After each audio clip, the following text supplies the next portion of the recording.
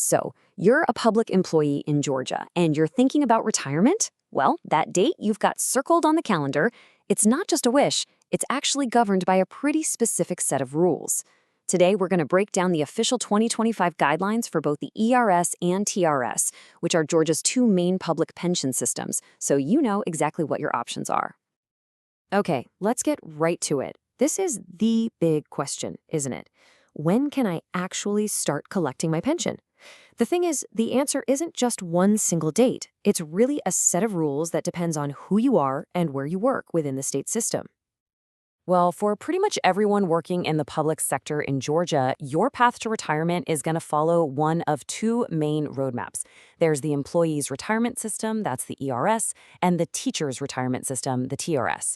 So let's dive into the rules for each one, and we'll start with the ERS. All right, first up is the ERS, the Employees Retirement System of Georgia. Now, if you're a state employee, working in admin, for a state department, that kind of thing, this is almost certainly your plan. Okay, take a look at this. It really breaks down the different paths you can take under ERS. For what's called a normal retirement, and that's the one that gets you your full, unreduced pension, you've got a couple of choices. You can either put in 30 years of service, and it doesn't matter how old you are, or you can hit age 60, as long as you've got at least 10 years of service. But you see that third path? Early retirement? Yeah, that's a whole different ballgame. So, what if you're thinking, I don't want to wait that long? Well, you can retire earlier. If you have 25 years of service, you can hang it up before you turn 60. But, and this is a huge but, there's a catch. Your benefit gets permanently reduced for every single month you retire before you hit that age 60 mark. It's a real trade-off you have to think about. More free time now, but less money for the rest of your life. All right, so that covers state employees. Now, what about all the educators out there?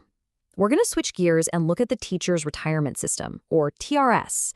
This is the plan for public school teachers and a lot of folks in the university system. So how did these rules stack up? And take a look. If this looks familiar, it should. The rules for a normal, full benefit retirement under TRS are exactly the same as the ERS plan. You've got the 30 years of service at any age, or hitting age 60 with 10 years under your belt. And that's not an accident. This consistency is totally intentional, and it's meant to create a really clear and stable framework for all of Georgia's public employees. No surprise here. The early retirement option is the same deal too. 25 years of service lets you retire before you're 60. And, you guessed it, the same big warning applies. Your benefits are going to be permanently reduced. It's really important to understand that this isn't some kind of penalty. It's just math.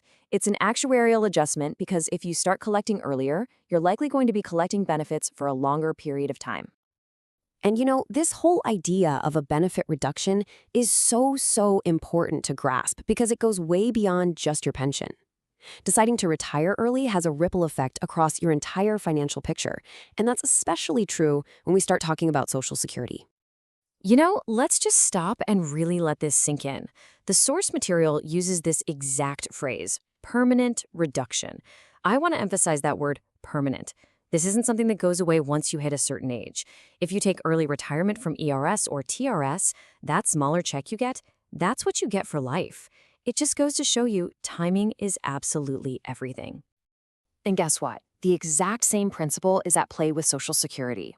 Sure, you can start grabbing those benefits as early as age 62, but if you do, they're permanently cut. If you wait until your full retirement age, which for most people is going to be 66 or 67, then you get 100% of what you've earned. It's that classic dilemma, right?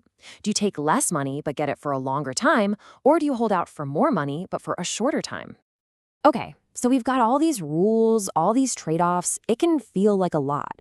So how do you actually apply all this stuff to your life? Well, the key, and what financial advisors will tell you again and again, is that you've got to create a personal plan. Right. The whole point here is to go from just knowing the generic rules to building a strategy that's completely personalized for you. Because let's be honest, your retirement goals, how much you've saved, your personal timeline, that's all totally unique. And that planning process usually boils down to two really key steps. First, you just have to do a deep dive, a really thorough review of where you are right now and what you want your future to look like. And then step 2 is taking all that information and building a personalized plan from the ground up, one that's designed to maximize your benefits and give you that financial security you're looking for. And a really solid plan, a comprehensive one, has to look at more than just the pension rules in a vacuum. I mean, it needs to include a deep dive into your specific pension options, a smart strategy for when and how to take Social Security, and of course, tax-efficient strategies to make sure you're keeping as much of your hard-earned money as possible. At the end of the day, it really all comes down to this. Knowledge is power. It's your most powerful tool.